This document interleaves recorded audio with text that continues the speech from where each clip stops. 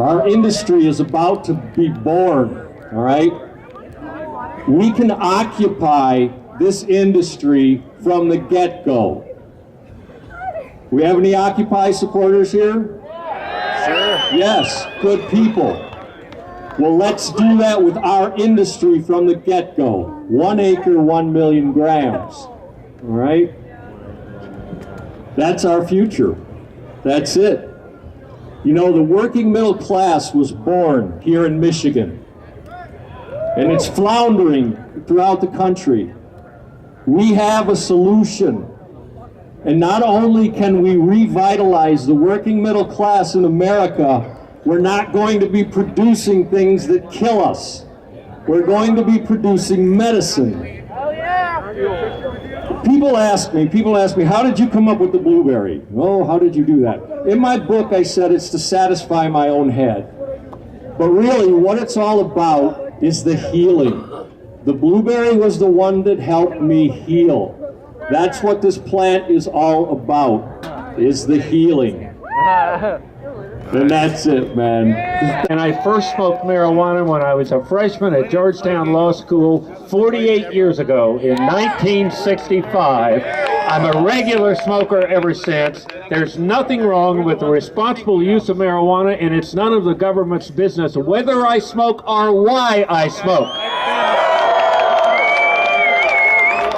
At NOMO, we favor the elimination of all penalties for the personal possession and use of marijuana.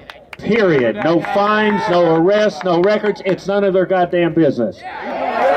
Secondly, as Ed pointed out, we need a regulated market. As a consumer, I want marijuana that's high quality, safe, affordable, and convenient. And I want it tested by a laboratory to make sure that it has no molds or pesticides. I want to know the strength of the THC and the CBD. I'll test it for you.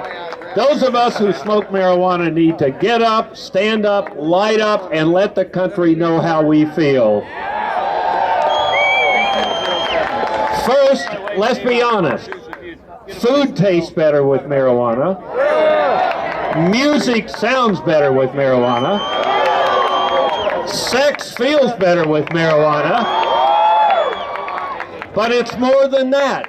For many of us, and myself I will certainly say, when I smoke marijuana, it allows me to stand back a half a step and get a little better perspective on my life and my work and the world, and to empathize with humanity.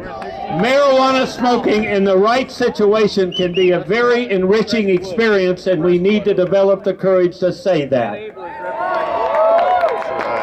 Now, the bad news. We're still arresting 750,000 marijuana smokers a year in this country.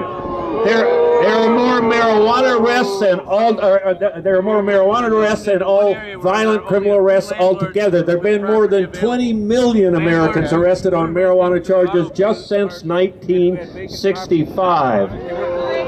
It is time we stopped arresting and started respecting responsible marijuana smokers.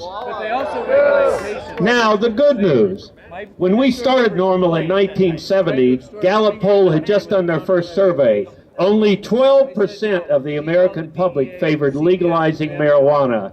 Well, folks, after 43 years of good, hard work by tens of thousands of people around this country, the majority of the American public now say, prohibition is a failure, let's legalize and regulate marijuana.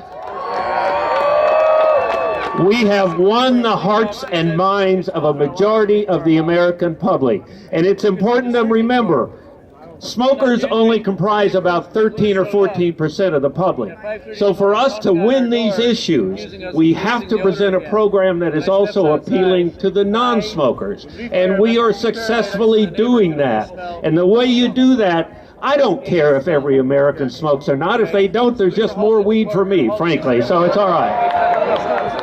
But what we need to convince them is stop us from using marijuana.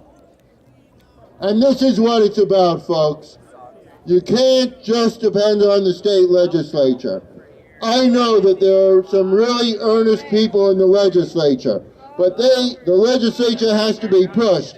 Even if they're going to do something, they're not going to do anything unless you push them right up against the wall. Literally, get them against that wall. Get them so that they're scared of losing their seats. But the way to do it is with a constitutional amendment right here in Michigan, in your state constitution, making marijuana legal as part of the state constitution.